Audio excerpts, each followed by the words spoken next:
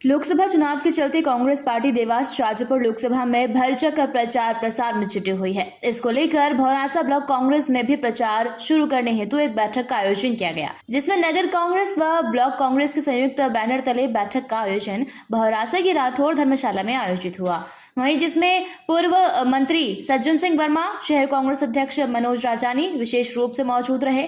यहां पर उन्होंने सभी कार्यकर्ताओं को अपनी अपनी जिम्मेदारियां सौंपी और निर्देशित किया। वहीं कांग्रेस के संकल्प पत्र के बारे में सभी लोगों को जानकारी दी और हर घर तक कांग्रेस का संकल्प पत्र पहुंचे, इसके लिए कार्यकर्ताओं को निर्देश दिए। वहीं ब्लॉक में लगने वाले सभी पोलिंग बूथ, मंडलम अध्यक्ष और सेक्टर प्रभारी से विशेष चर्चाएं की। उन्होंने मीडिया से चर्चा में ये कहा कि हमारे नेता राहुल गांधी ने कहा है कि जिस तरह का वातावरण पूरे भारत देश में बन रहा है, उससे भारतीय जनता पार्टी को 150 सीट भी आना मुश्किल है। लोगों का भरपूर सहयोग कांग्रेस व इंडिया अलायंस के साथ है, जिससे कि इस बार हमारी सरकार बन रही है।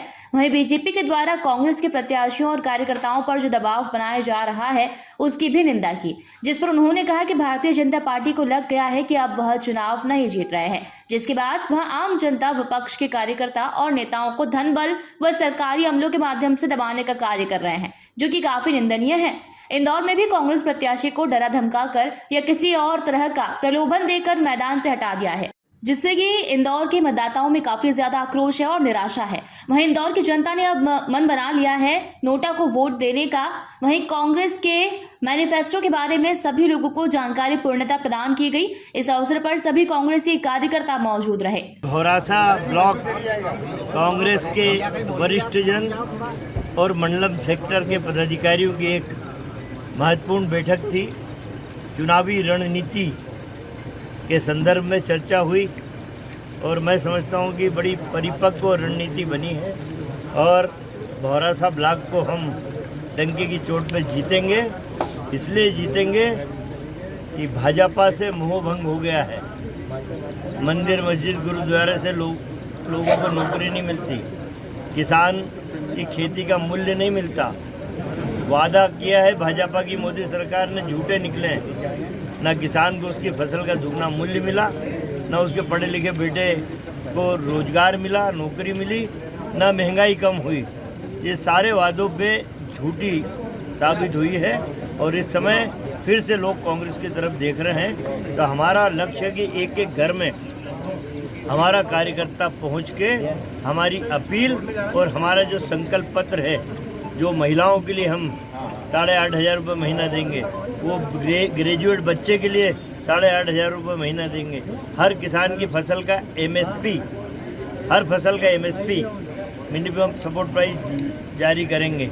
कई सारी बातें हैं, तो आज वो घर घर तक पहुंचाएंगे। सारा लिटरेचर आ गया और मैं समझता हूँ एक सुखद वातावरण बनेगा। कितनी बुरी अवस्था में आ जाएंगे ये जो मेरे नेता राहुल गांधी बोल रहे हैं ना, ये 150-160 में सिमट के रह जाएगी। ये समझ रहे थे कि हमने बड़ा चमत्कार कर दिया है, इस देश में बड़ा ये कर दिया, देश की सारी संपत्ति मोदी जी बेच डाली है आपने।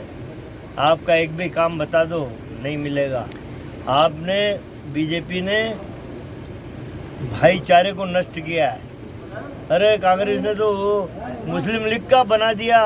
कांग्रेस ने तो, अरे मान लो मुस्लिम के लिए एक योजना आ गई तो इस देश में रहने वाला हर जाति, हर धर्म, मजहब का साथी भाई भाई है। फूट डाल के वोट कबाड़ने की साजिश, ये सारी बातें हैं। 100-150 इसलिए इससे ज़्यादा ऊपर नहीं आएंगे भैया। दूसरा, एक निराशा का वातावरण इंदौर लोकसभा क्षेत्र पे बना है और उसके पीछे भारतीय जनता पार्टी का घिनौना षड्यंत्र कि कांग्रेस के उम्मीदवार को डरा धमका के जैसे भी उन्होंने साम दाम दंड भेद से उसका पर्चा खिंचवा दिया।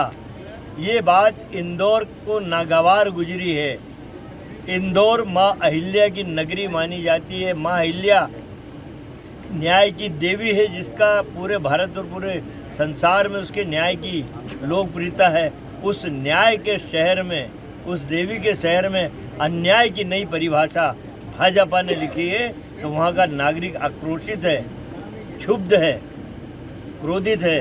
वो कह रहा कि हम बताएंगे अब बीजेपी को, हम नोटा को जिताएंगे। सोनकच्छ तहसील से मनोज शुक्ला की रिपोर्ट।